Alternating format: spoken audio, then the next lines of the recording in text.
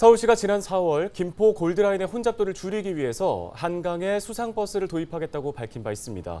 구체적인 시기와 운영사가 결정됐는데요. 서울시는 얼마 전 이랜드그룹과 수상버스 운영에 관한 협약을 체결하고 내년 9월부터 운항에 들어가겠다는 목표를 밝혔습니다. 네, 취재기자와 함께 자세한 이야기 나눠보도록 하겠습니다. 스튜디오에 김호 기자가 나와 있습니다.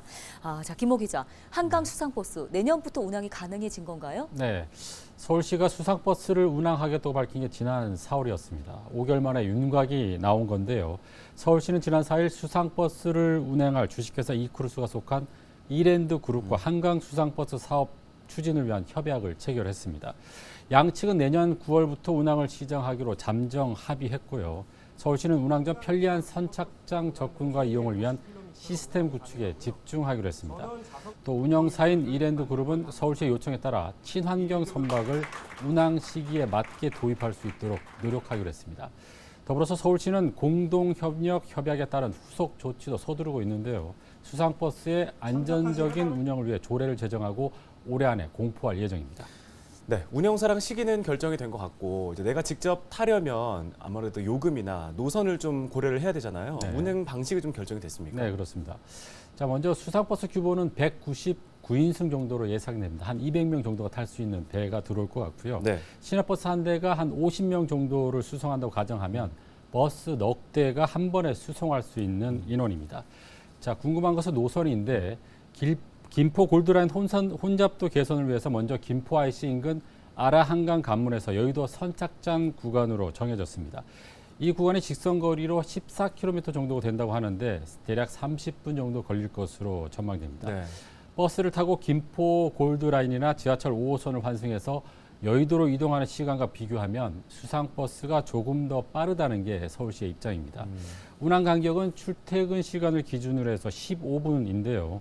수상버스가 선착장에 접안한 뒤에 이용객이 안전하게 승하선하고 다시 출발하는 시간을 고려하면 15분이 최적의 운항 간격이라고 합니다. 시민들이 제일 궁금한 게 요금일 것 같은데 요금은 아직 정해지진 않았습니다. 네. 이달 중에 서울시와 이랜드그룹의 실시 협약이 체결이 되면 윤곽이 나올 것 같은데요. 서울시는 기존 교통카드로 결제할 수 있게 하고 또 환승 할인도 가능하도록 하겠다는 게 계획입니다.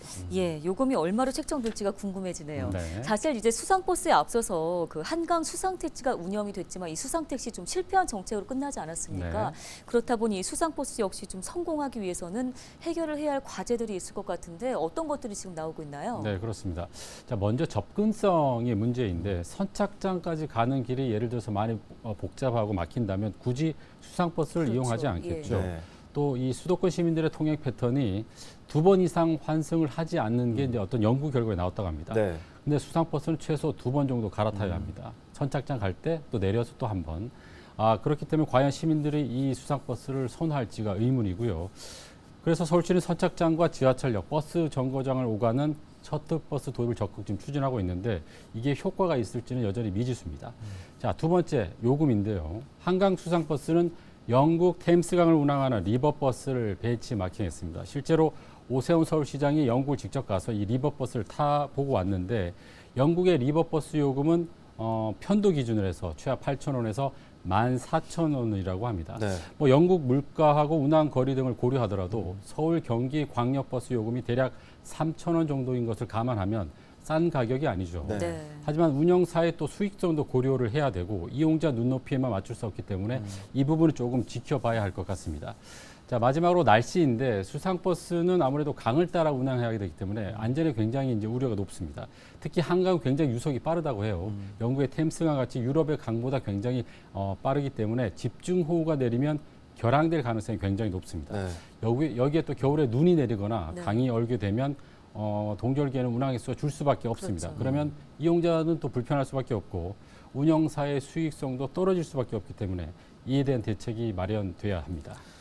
네, 지금 교통체증과 골드라인 혼잡도를 줄이기 위해서 서울시가 수상버스 도입을 추진하고 있는 건데 좀 한강을 무대로 한 수상교통의 시대가 과연 열릴 수 있을지 좀 더 지켜봐야 될 것 같습니다. 여기까지 듣겠습니다. 김호 기자였습니다. 고맙습니다.